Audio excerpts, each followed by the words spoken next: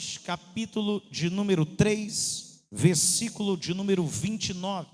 Diz assim a palavra de Deus: ponha a boca no pó, talvez assim haja esperança. Vamos ler de novo? Ponha a boca no pó, talvez assim haja esperança. Mais uma vez para completar a trindade, vamos lá. A boca no pó, talvez assim haja esperança. Levanta a sua Bíblia ao céu, levanta a Bíblia ao céu. Diga assim: Jesus, nesta hora, fala, Senhor, ao meu coração. Fala, Senhor, que a tua igreja, ela ouve. Fala, Senhor, que os teus servos escutam. Amém? Deus abençoe. Pode tomar seu assento, desocupar as suas mãos, dar aquela linda salva de palmas para Jesus. Pode ser mais forte, pode ser mais alegre, pode ser, oh maravilha. Eu quero neste momento pedir a tua preciosa atenção. Então, não caminhe, não converse aleatoriamente, só vá ao banheiro se for necessário, tá bom? A menos que esteja aí com algum problema aí, tem que ir ao banheiro, tá bom? Porque no momento agora é Deus falando conosco. Quem veio para ouvir Deus falar, veio? Hoje é para Ele, é tudo para Ele. Então dá aquela olhadinha singelosa para o teu irmão ao teu lado, com carinho, diga assim, ó: não conversa comigo agora não, por favor. Fala aí: não conversa comigo agora não, por favor. Amém? Mas também não fica com a cara fechada, como se tivesse engessado com tala. Se sentir a presença, pode dar glória. Se sentir a graça, pode dar aleluia. Se sentir vontade de glorificar, que você tem liberdade para glorificar, porque essa igreja ainda é pentecostal. Deixa eu ver se é pentecostal. É pentecostal? É pentecostal? É pentecostal? Então pode dar lugar para Jesus. Aleluia! Que maravilha! Queridos irmãos, a palavra de Deus dentro desta manhã nos leva dentro de um texto interessante, dentro de um livro interessante, no livro de Lamentações. O livro também é escrito pelo profeta conhecido como Jeremias. A Bíblia nos mostra e nos ensina que Jeremias é conhecido como o profeta chorão. Por que o profeta chorão? Porque Jeremias, ao tempo de profetizar, no ano aproximado de 627 a.C. a 580 a.C., esse mesmo homem que teve um ministério de 40 anos aproximado, e que tem por significado do seu nome: Deus exalta, Deus lança, Deus indica, filho de Deus. É o mesmo profeta que é o filho de Ilquias, um sacerdote de Anote, do território de Benjamim. Mas é o mesmo Jeremias que pega uma situação histórica e religiosa muito complicada naquela época, porque embora Jeremias fosse um homem de Deus, embora Jeremias tivesse um chamado de Deus, embora Jeremias tivesse as maiores revelações de Deus, a Bíblia nos mostra que o contexto histórico em que Jeremias assume esta posição é um tempo em que Judá está num período mais conturbado da sua história. Por quê? Porque Deus tem usado os profetas para dizer àquela nação para se arrepender do seu mau caminho. E Jeremias então exerce o ministério de um evangelho, de uma palavra, de uma direção para o povo se arrepender. Por quê? Porque se o povo não viesse se arrepender, o Deus iria trazer um castigo àquela nação. Mas é interessante que parece que a mensagem que Jeremias trazia era uma mensagem vazia, era uma mensagem que o povo não acreditava. Eu posso até associar a mesma mensagem de Jeremias quando estava o próprio Noé preparando a arca arca para que o Senhor viesse salvar a sua família. Uma arca que durou vários anos, décadas, para ser construída. Mas o povo não acreditava. Por quê? Porque o povo imaginava que eles iriam viver da mesma maneira. Só que se tem uma coisa que mexe com Deus, se tem uma coisa que inflama os ouvidos de Deus, se tem uma coisa que cheira mal diante de Deus nas narinas, é o pecado e a rebeldia do povo, aleluia. Jeremias, ele começa a pregar e o povo começa a zombar. O povo não dá vazão para ele. O povo, a Bíblia chega a dizer que um certo rei pega até Jeremias e tranca Jeremias, porque ele só profetiza coisa ruim a respeito do reinado. Embora ele pregasse ainda no tempo de Josias, que colocou a casa em ordem, depois os reis que vieram começaram a andar totalmente errado. E a Bíblia diz que ele prega, é maltratado, é encurralado, é ferido, é deixado de lado, porque ninguém dava vazão à sua palavra, ninguém dava vazão à sua mensagem. O povo queria as mensagens dos profetas balaicos, posso assim dizer, eu invento palavra, viu? Por quê? Porque eram palavras que proferiam respeito ao seu favor, dizendo que teriam tudo, dizendo que estavam certos, dizendo que aquilo ali era o momento deles. Mas quando Jeremias ia profetizar, Jeremias dizia: se arrependei-vos, porque é chegado o reino de Deus. Ei, voltai a Deus para Ele voltar para vós. Ei, é tempo de se humilhar, abandonar o pecado, porque senão Deus vai entregar essa cidade nas mãos dos inimigos. Só que olhavam para Jeremias e não acreditavam naquilo. Por quê? Porque Israel sempre teve um Deus, o maior Deus, um Deus e uma história que ninguém tocava neles. Eu olhava para Israel e via o templo, um dos maiores templos e mais bonito que Salomão tinha construído. Quem olhava para o templo dizia: duvido que vão tocar nesse templo. Esse templo é inquebrável, esse templo é indestrutível, esse templo ninguém toca, porque o Senhor está neste templo. Não sabiam eles, meus queridos, que o Senhor só estava ali enquanto eles obedeciam, que o Senhor só estava recebendo o sacrifício enquanto eles eram fiéis, que o Senhor só estava recebendo a oferta enquanto eles estavam próximos de Deus. Eu quero trazer esta palavra para o dia, fazer uma reflexão, uma aplicação para a nossa vida. Quantas vezes nós não damos ouvido à mensagem de Cristo, porque estamos preocupados em mensagens que enchem o nosso ego, que sarem a nossa ferida a modo rápido. Não é assim? Se nós colocarmos um culto de consagração, louvo a Deus pela vida de vocês, mas se colocar um culto de concerto, meia dúzia vem. Mas se coloca um culto de prosperidade, não tem onde ninguém sentar, porque o povo não quer ouvir uma palavra de conserto. O povo quer ouvir uma palavra que venha amaciar o ego. Mensagem sobre relacionamento, sobre fidelidade não enche igreja, porque o povo não quer mais isso. É a mesma coisa. E sabe qual é o pior? Que a história se repete. É que o povo acha que nada vai acontecer. E olha, 2000 anos que a igreja está pregando: arrependei-vos, porque o Senhor está voltando, aleluia. Arrependei-vos, porque o reino do céu é chegado, aleluia. Há mais de 2000 anos que a igreja está pregando que Jesus está voltando, que Satanás vai reinar nessa terra e vai levar para o inferno quem fizer a vontade dele. Mas a gente não dá ouvido, sabe por quê? Porque a gente olha para o templo e diz: ninguém vai quebrar esse templo. A gente olha para Deus e vai dizer: não, Deus não vai fazer isso. A gente olha para a igreja, vê a igreja estruturada, vê a igreja com telão, vê a igreja com os melhores microfones, vê os grupos estruturados e diz: não vai acontecer nada a essa igreja. A gente olha para a mensagem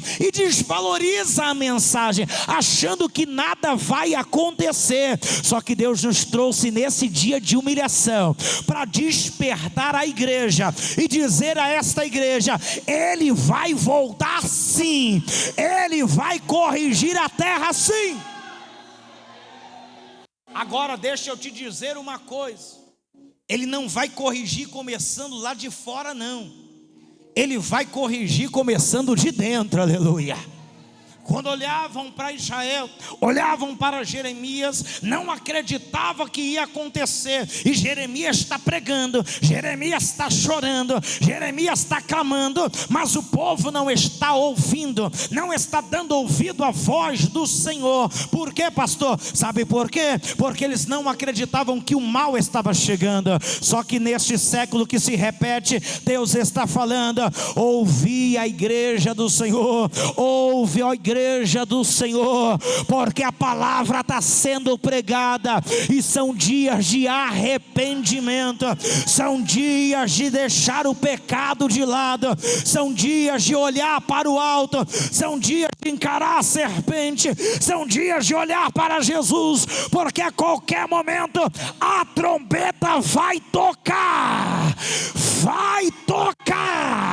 e só vai ouvir esta trombeta quem tiver ligado na videira verdadeiro, que é Jesus Cristo.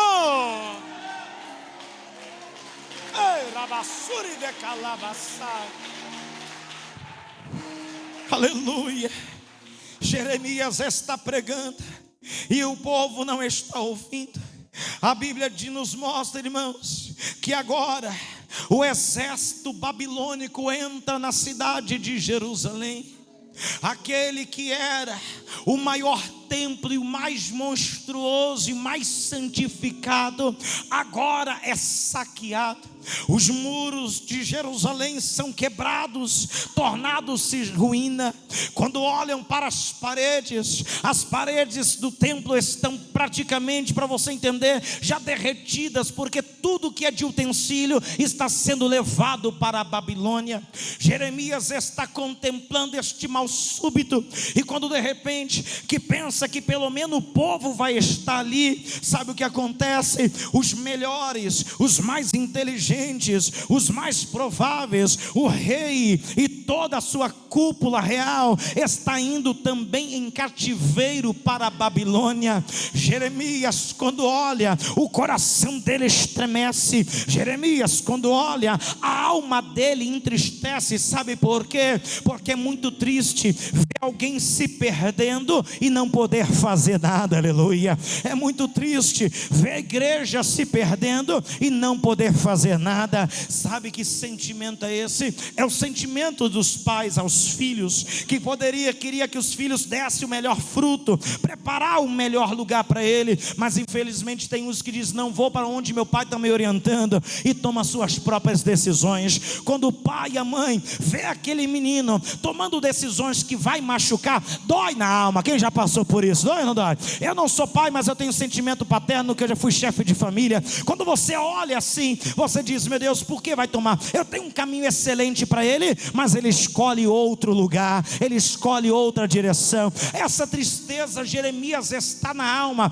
chorando, lamentando, clamando ao Senhor. Aí onde vem a inspiração para Jeremias, ele começa a escrever o livro de Lamentações. Ele pega os dias mais tristes da batalha, as histórias mais tristes estão em Lamentações. Ele começa a escrever, e ele escreve, irmãos, Lamentações, não escreve como se fosse um poeta romântico, como se fosse um poeta lírico, não. Ele escreve Lamentações como se fosse uma canção fúnebre. Se você pega os 2 primeiros capítulos e o último capítulo, os 2 últimos, você vê Jeremias escrevendo, chorando, como se fosse algo fúnebre.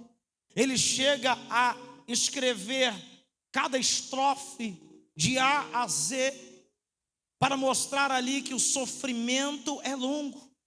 E ele começa a chorar e escrever aquele poema, esse tema e tudo o que está acontecendo. Mas Jeremias, no capítulo 3, por mais que ele descreva nos 2 capítulos a situação de Israel, ele começa a transcrever que ainda há esperança. Aleluia. Ele de propósito faz de A a Z, porque o alfabeto tem A a Z, então tem começo e fim ao sofrimento, começo e fim. Ele estava dizendo para o povo: ei, nós estamos nessa situação, porque o pecado fez isso, mas como tem começo e tem fim, ainda tem esperança para Israel, aleluia. Ainda tem esperança para essa casa, ainda há esperança para este povo, aleluia. Em Lamentações 3:29, ele conta o sofrimento, ele começa a vir com a esperança, e ele diz: por mais que as casas, tendo eu, estou aqui discernindo, e por mais que haja esse problema na casa, por mais que os muros estejam derrubados, por mais que a casa esteja arruinada, por mais que o povo foi deportado para a Babilônia, por mais que estejamos agora no Egito, tem uma coisa: ainda há esperança. Se colocarmos a nossa boca no pó, ainda haverá esperança. Dá aquela olhadinha para o teu irmão, para a tua irmã, diga assim: ó, ainda tem esperança para mim e para você. Pode falar. Ainda há esperança para mim e para você. Ainda há esperança para mim e para você. Ainda há esperança para mim e para você. Ainda há esperança para você. Ainda há esperança para a tua casa, ainda há esperança para a tua família, ainda há esperança, aleluia, nessa terra ainda. Porque a esperança, porque enquanto o Espírito Santo de Deus estiver nessa terra, ainda há esperança. Enquanto a trombeta não toca, ainda há esperança, aleluia. Enquanto você respira, ainda há esperança. Mas só está a esperança se houver arrependimento. Não dá para levar uma vida inconsequente, irmãos, porque a vida inconsequente está nos afastando da presença de Deus. A vida inconsequente está nos tirando da presença do Senhor. Não é Deus que está saindo da igreja, é a igreja que está saindo do Senhor. É tempo de nós começarmos a olhar e entender que o pecado, ele tem consequências, aleluia. Tem pessoa que acha que pecado é somente se prostituir, que o pecado é só matar, roubar. Não, a Bíblia diz em Tiago que se você sabe fazer o bem e não faz, está pecando, aleluia. Se você sabe fazer o bem ao próximo e não faz, está em pecado. Se você sabe que você tem que ter uma vida devocional e não tem, você está em pecado. Se você sabe que o templo ainda é lugar de adoração e que você deve prestar culto e não vem, você está em pecado com o Senhor. Se você sabe que jejuar e orar santifica você e você não jejua e nem ora, você está em pecado com o Senhor. Ei, a igreja do século 21 está pecando grande diante de Deus. Pecado de transgressão, pecados que estão nos afastando da presença, e este pecado gera consequências. Você tem percebido que a igreja do Senhor tem andado fraca? Eu estou mentindo aqui, irmãos? Eu estou falando a verdade. A igreja de Deus tem andado anêmica. É uma anemia espiritual. Tem gente que não tem força nem de dar um glória a Deus. Tem gente que tem força para fazer tudo, mas para levantar um propósito espiritual não tem, porque está vivendo uma vida de desobediência diante do Senhor. A consequência está matando a igreja. Estamos igualzinho no tempo de Jeremias. Deus está trazendo a palavra: levanta profeta, levanta pastores, levanta obreiros para trazer a igreja para perto. Mas essa igreja era para estar super tomada, mas o povo está dando ouvido à voz de Deus. Não, está dizendo que é isso, não precisa disso não. Enquanto isso estão moribundos, estão morrendo lá fora, mas o Senhor ainda está trazendo um brado de misericórdia a essa cidade, um brado de misericórdia a essa nação, um brado de misericórdia neste domingo. E está dizendo que se houver humilhação, se colocar a boca no pó, ainda tem esperança para essa igreja. Ainda Abande calabassúria. O Senhor preparou no Brasil e no mundo este culto, meus queridos, para dizer a esta igreja que é hora de se afastar do pecado. Dá aquela olhadinha para o teu irmão, para a tua irmã e diga assim, ó: se afasta do pecado, abandona o pecado.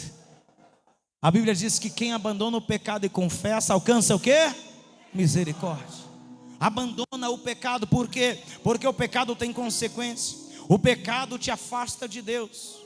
Vamos lá no Éden, pegamos lá Adão e Eva. Deus foi claro com ele dizendo: comereis de tudo, mas não comereis desse fruto, porque certamente morrerás. A desobediência reinou.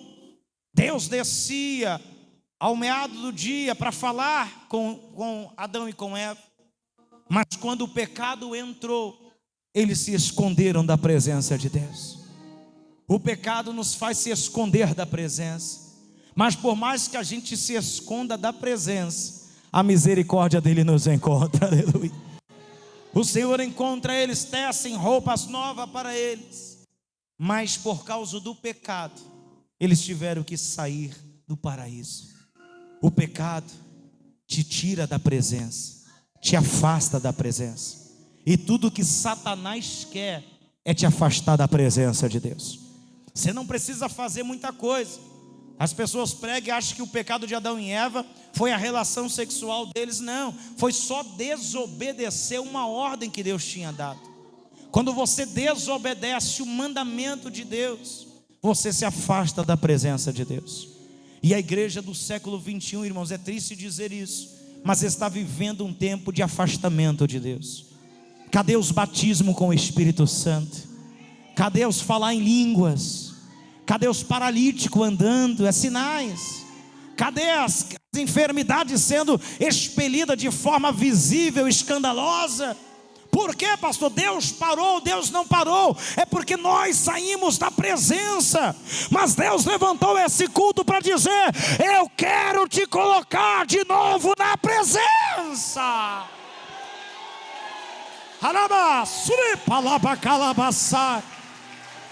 Davi dizia: não me lances fora da tua presença, Senhor. Não me lances fora.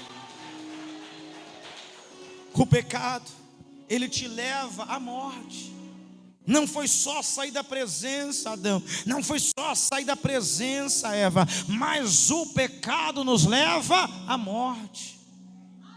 O Senhor falou: não toca, não foi? Porque certamente morrereis. A serpente falou o quê? Não vai morrer não, vai ser que nem Deus. Homem morreu ou não morreu? Morreu. E nós morremos, né? Por causa do pecado, do afastamento, nós morremos. E quando não morremos de forma física, que agora é natural do ser humano, nós morremos nas emoções. Quantos crentes, irmãos, que já não tem mais emoção nenhuma? A vida emocional está destruída. Não tem mais a presença, morreu na presença, não consegue sentir nenhum arrepio. Só sente o arrepio do tempo, quando o tempo vira. Mas não sente mais a graça. Não consegue dar um glória a Deus em línguas estranhas. Estão mortos espiritualmente. Estão, como Deus mostrou para Ezequiel, um vale de ossos secos. Mas ainda bem que tinha profeta, aleluia. E hoje também tem profeta, mais do que profeta, que é o Espírito Santo. E se tiver vale, mas tiver profeta, tem ressurreição. Se tiver vale, mas tiver profeta, tem o Espírito Santo. Se tiver vale, mas tiver presença, tem restauração. Se tiver vale, mas tiver presença, tem ressurreição.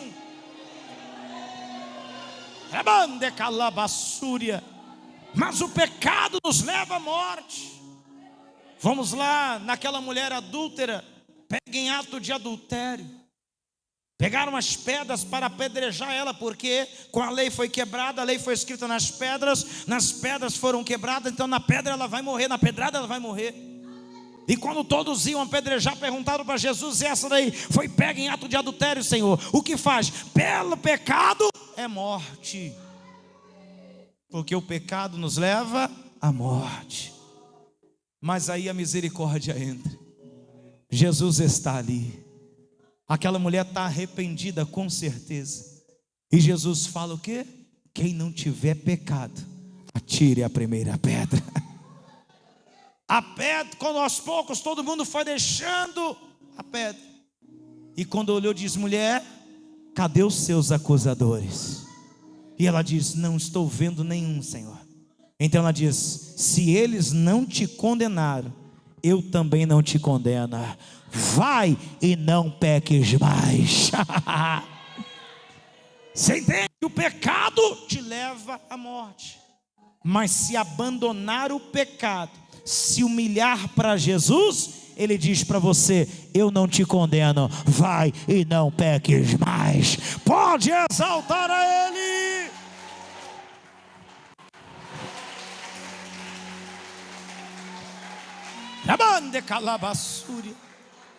Por que, pastor?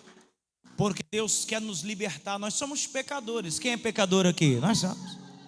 Mas isso não significa que temos que viver em pecado, porque o pecado cega. Cega ou não cega? Cega. Vamos pegar Paulo, um homem religioso. Saulo, né? Um homem religioso. Achou que estava defendendo a verdade dele, a verdade que ele acreditava. Mas quando o Senhor apareceu para ele, qual foi a primeira coisa que aconteceu com ele? Depois dele cair, o que aconteceu com ele? Ficou o quê? Cego. Na realidade, a presença do Espírito Santo revelou como ele estava, porque o pecado da ignorância nos cega. E é interessante como o pecado nos cega, irmãos. Quantas pessoas que estão diante da verdade, mas por estar em ato de pecado, não estão vendo a morte que está na frente. É bem casado, é bem casada, mas está flertando, vai perder o casamento, vai perder a família. A mente já está adulterando, a mente já está aí fornicando, e está cego, não está vendo. Às vezes troca Maria por Jezabel. Às vezes a mulher é bonita, o marido é bonito, vai ver uma megera que está ali e diz: estou apaixonado, cego pelo pecado. Cego, vai roubando, e não vê que a morte pode chegar a qualquer momento. Troca tiro com a polícia, está com um fuzil na rua e não consegue enxergar a morte que está ali. Cego pelo pecado. Às vezes as pessoas são dóceis, são bonitas de natureza, mas é tanto excesso de vaidade, tanto homem quanto mulher, irmão, porque hoje está misturado a mesma coisa. E a pessoa fica tão feia, de tanto excesso de vaidade, mas se acha que está tão bonito, que você olha, parece que é um palhaço do circo Montreal. Por quê, pastor? Excesso de vaidade. Está cego. E não precisa, a tua beleza não precisa ser no exterior, no frisar de cabelo, no uso de joias, mas que seja o seu interior para com Deus, aleluia. Estamos tão cegos que queremos tratar o exterior, e estamos morrendo e ficando feios interiormente. Sabe o que é isso? Cegueira.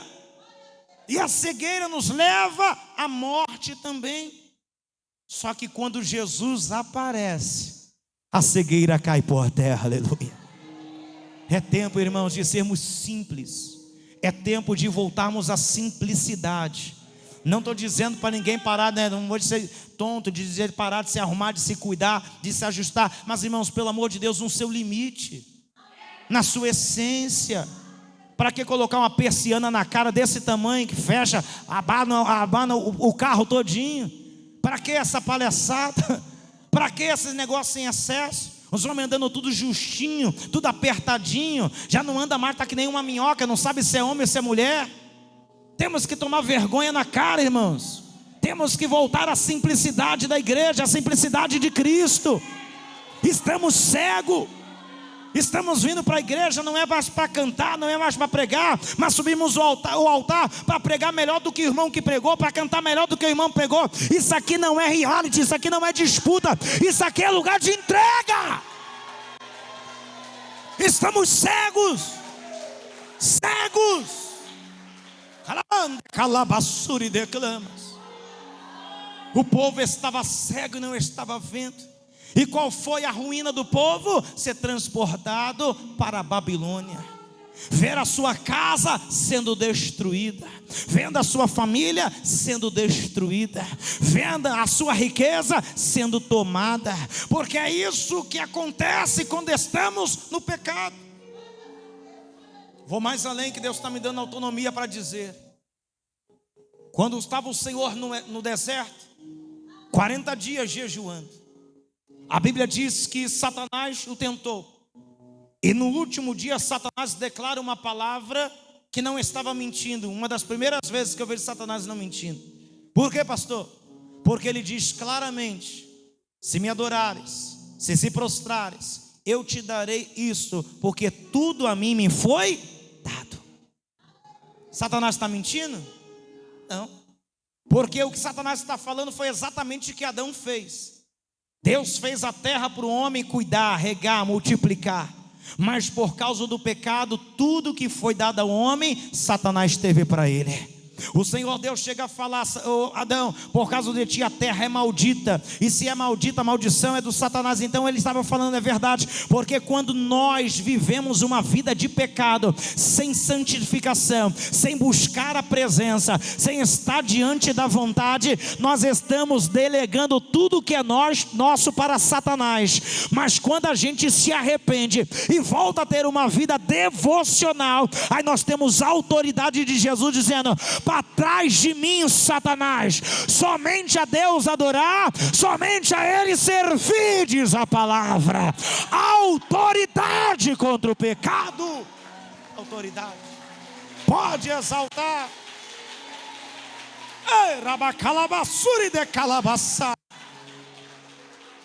O mundo está perdido. Dá aquela olhadinha de novo para o teu irmão e diga assim: ó, o mundo está perdido. Foi fraco, foi fraco. O mundo está perdido. Você tem coragem de dizer assim, ó: nós estamos perdidos. Eu tenho coragem de dizer: nós estamos perdidos. Jeremias traz todo um poema fúnebre. Mas aí ele começa a dizer: se colocarmos a boca no pó, aleluia. Ei, a tua casa deve estar perdida também, não é? A tristeza paira, família destruída, filhos destruídos, casamento destruído, vida financeira destruída, saúde destruída. Olha o nosso país como é que está: política destruída, economia destruída, a moralidade destruída, a religião destruída. Está assim ou não está? Está tudo assim, meu irmão. É cada coisa que você vê, o pessoal bota um roupão, não sabe se é igreja ou se é centro de espírita que está ali. Está tudo destruído, está tudo acabado. Aí Jeremias olha desse jeito, mas aí ele inclina a cabeça e diz: se colocarmos a boca no pó. Sabe o que era colocar a boca no pó? É cair para a esquerda ou cair para a direita de lado, assim, ó, no chão, ó, no chão, assim, ó, puf, caia no chão. Quando cai no chão, ele diz: se colocarmos a boca no pó, talvez haja esperança. Jeremias está dizendo: está tudo ruim, mas se a gente se humilhar, Deus pode restaurar. Se a gente se humilhar, Deus pode nos levantar. Se a gente se humilhar, Deus pode erguer essa nação. Se nós se humilhar, Deus pode fazer do Brasil uma potência para salvar o mundo. Se nós se humilhar, não tem governo, não tem ONU, não tem governo lá fora, não tem reinado lá fora que possa contra essa igreja. Porque se a gente se humilhar, Deus exalta a igreja.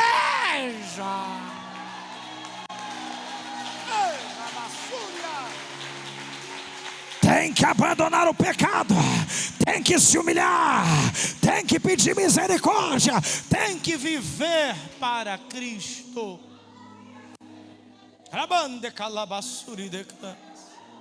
Ainda há esperança. Pega o dedinho indicador, levanta assim para o céu, levanta, levanta. Não pode ficar, viu? Não é dedo de profeta não, é só o indicador mesmo. Levantou? Aponta para o teu irmão, para a tua irmã, diga assim, ó: ainda há esperança. Ainda há esperança em casa. Ainda há esperança, pastores. Ainda há esperança, pastores. Eu ainda quero ver este Brasil, aleluia, chacoalhando o mundo na presença do Evangelho. Eu ainda quero ver a igreja cristã sendo arrebatada, mas antes do arrebatamento, ser cheio da presença do Espírito. Eu quero ver ainda esta igreja que abandona o pecado, e quando levantar a mão, o diabo tem que correr. Eu ainda creio que há esperança para essa igreja de entrar nessa comunidade, entrar nessa favela, levantar a mão para o traficante e dizer: Jesus te ama, ele se converter. Eu creio ainda que levantaremos a nossa mão e vamos dizer: a minha casa está servindo ao Senhor. Ainda há esperança, ainda há esperança. A esperança, a esperança, a esperança, a esperança, a esperança para os nossos altares, a esperança para o nosso ministério de louvor, a esperança para as nossas crianças, a esperança para os adolescentes, a esperança para a juventude, a esperança para os anciãos, a esperança para esta igreja.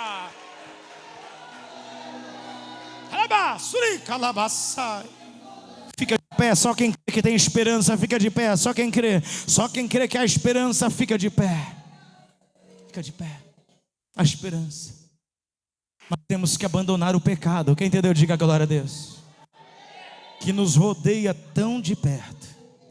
Temos que abandonar a mentira, temos que abandonar a lascívia, temos que abandonar o adultério, temos que abandonar o doble ânimo, que isso também não agrada a Deus.